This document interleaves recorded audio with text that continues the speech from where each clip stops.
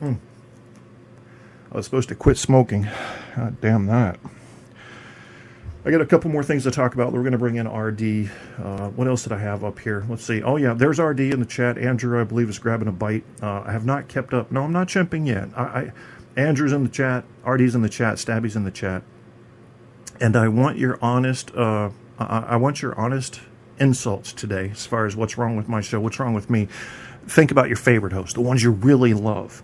How does a host like me not match up to them? What am I missing? Or what am I doing that those hosts would never do because it's unprofessional or it's whatever derogatory adjective you can throw in there?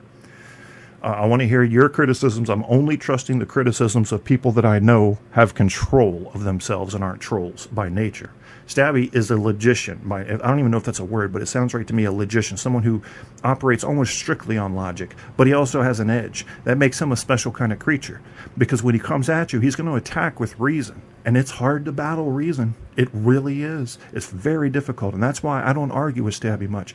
But if he gets in a bad mood, he'll use reason to beat you up, and there's really nothing much you can do about it. You can get mad, you can get band happy, but you can't really argue the point he was making unless it's purely opinion. Then you can argue the point. Apocalypse did a show earlier, I don't know, a couple of weeks ago actually, and he was talking about Stabby, and I listened closely and I thought about it, and I came to some conclusions which we'll talk about in this show later. And I don't disagree with either one of them, to be honest with you. I think Stabby is probably more aggressive than he would openly admit to. And I think Apocalypse is pretty passive, but has his moments where he will stick a stick in a fan just to make some noise. So we all have these. I mean, who's perfect do you know? But maybe my assessment's wrong. That's why we'll talk to RD, Andrew. We'll try to get a group consensus here on what's wrong with these people that we're talking about. RD says, what the fuck, Stabby? I've been sweet-talking you all night on Skype. Yeah, well, he's getting... don't get defensive, Stabby. We're just... People don't understand you, okay? Let's use this show tonight to make them understand you. Apocalypse doesn't understand why you don't come on more shows and you only hang out in the chats. Apocalypse wonders why you go after everybody. Instead of... I guess what he's wondering is, do you agree with anybody?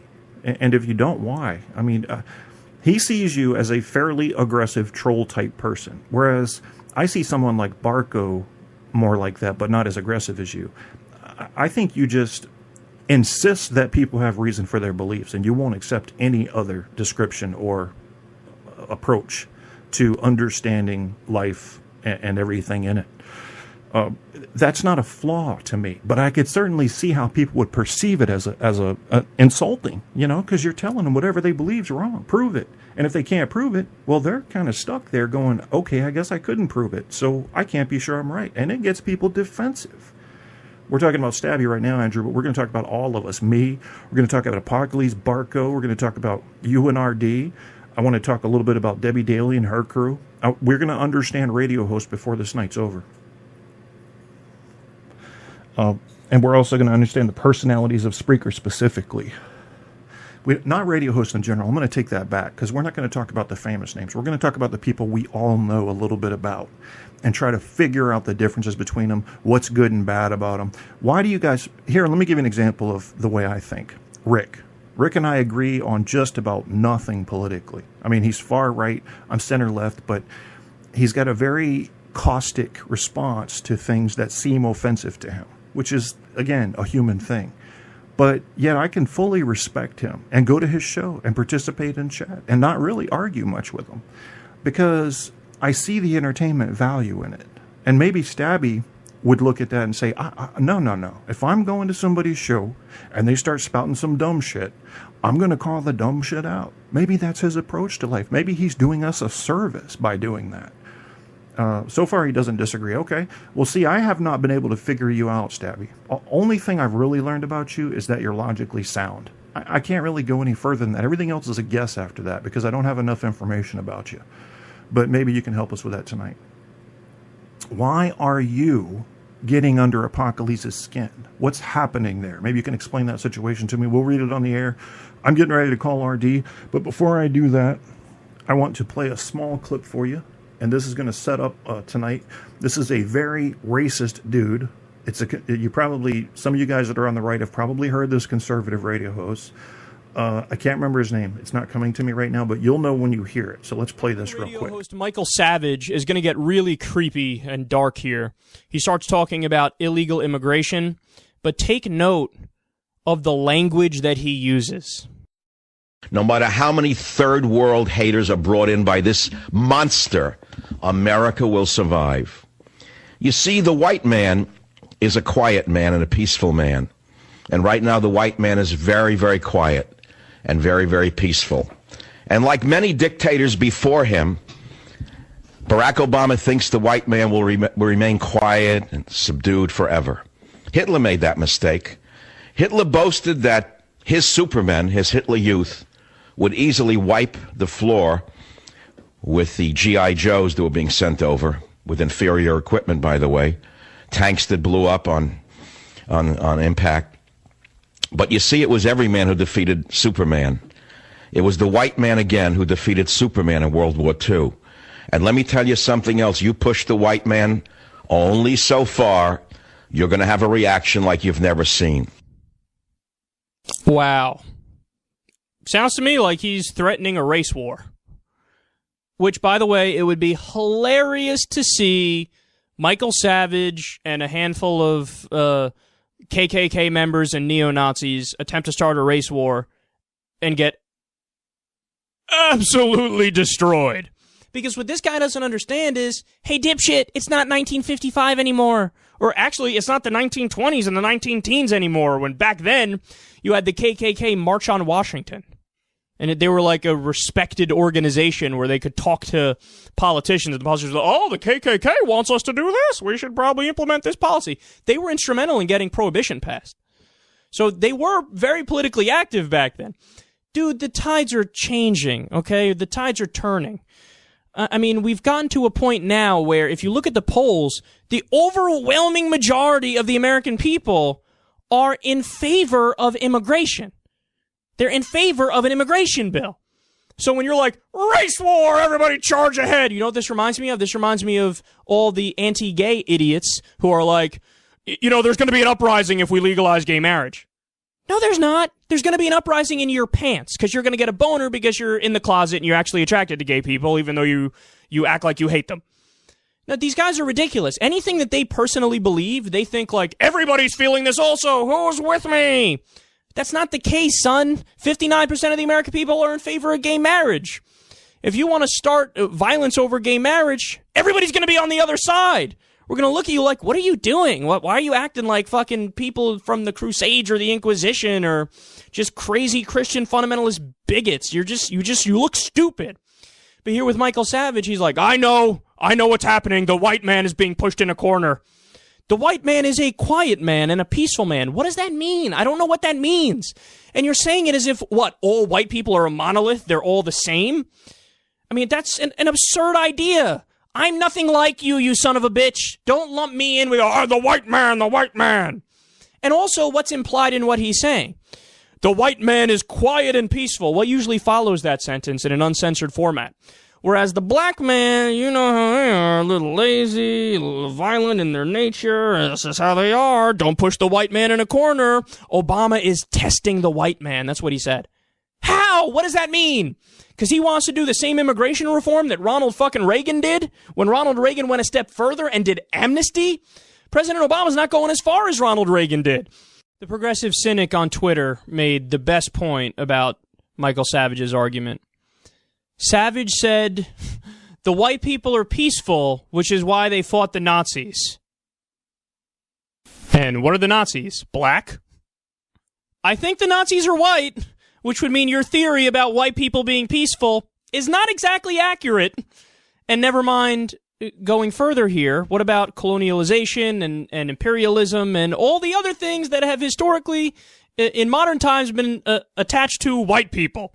Never mind the war in Iraq, never mind the war in Afghanistan, never mind the history of overthrowing governments in South America. That's all irrelevant because Michael Savage told us white people are always peaceful. As you've obviously heard, my good friend Wyatt Woodsmall and I are back again teaching a new program in June called Personality Types. So why is it important to learn about personality types?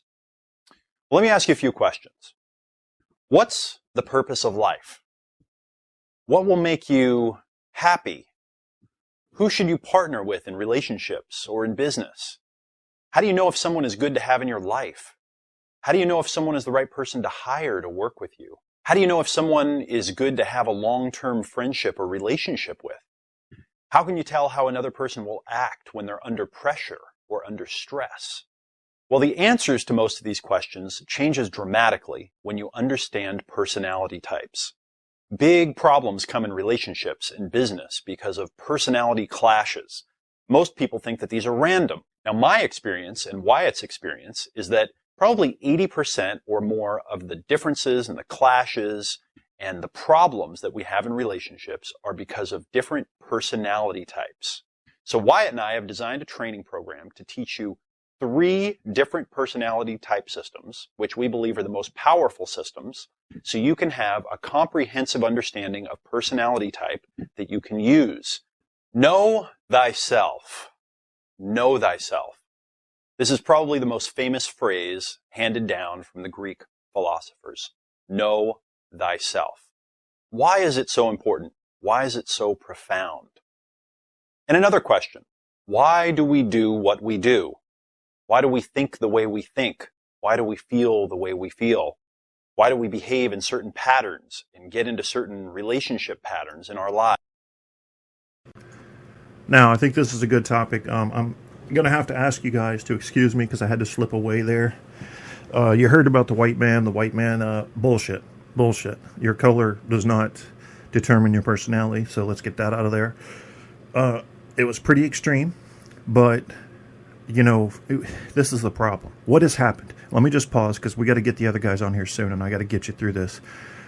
What is the problem right now? The problem is there's a new approach, and that is let's fuck with everybody. Let's fuck with everybody. Oh, that wasn't me. I wasn't being serious on that Savage show. I was doing a test to see how people would respond. Oh, I was just trolling. It wasn't real. So you've got a layer of let's fuck with everybody over everything now. You can't take anything seriously. Did we need that slowdown? I mean, one of my weaknesses is I like to take things literally because it used to be that you could. You can't now, I agree. But that made things much simpler, didn't it? I could believe when somebody was talking to me, they weren't fucking with me. They were probably telling me the truth. I can't believe that now. That's just the first layer. I got to immediately look to get to the second layer to see if I can get any meaning out of it. But let's keep on. This guy's going to talk about the psychology of personality types, and then personality disorders will be later. But first, we're going to talk to RD and Andrew after we finish this clip. So let's get done with this clip These first. are the magic questions. Psychology answers these questions on the general level. But we all have experiences that are private, very individual, and very powerful. We have something that's shaping our thoughts, shaping our emotions, shaping our behavior from the inside. Why is it so important to know yourself? What does it mean? Well, I don't think it means to know what your favorite TV show is or what your favorite restaurant is. I do think to know yourself means to understand your personality, to understand how you're wired, what you're likely to do in different situations, under different types of pressure, and with different types of people. The reason that it's so important to know thyself is because there are many different types of people in the world. And to create success, you must work effectively with yourself and with others. You must know yourself. You must know how you work so you can control yourself, communicate well, and understand what others are communicating, and ultimately increase your effectiveness communicating and persuading others and creating the results that you want in your life. It's also critical to know yourself so you can understand your weaknesses, your soft spots, your Achilles heels, and those things in your life that can hurt you. All of these things are intimately connected to your personality. Understanding your personality is understanding yourself. If you'd like to know thyself, then know thy personality. Let me tell you a little bit about what you're going to learn inside of this training program. You're going to learn how to type yourself. You're going to learn the 3 different systems we're going to teach you to get kind of a triangulated view on your own personality type. You're going to learn how to spot your own blind spots and work with them so that they don't take you down in situations, and how to develop your strengths and your gifts and really take advantage of them. Peter Drucker, the management consultant, the most famous management guru of all time, he said, strengthen your strengths, okay, and use your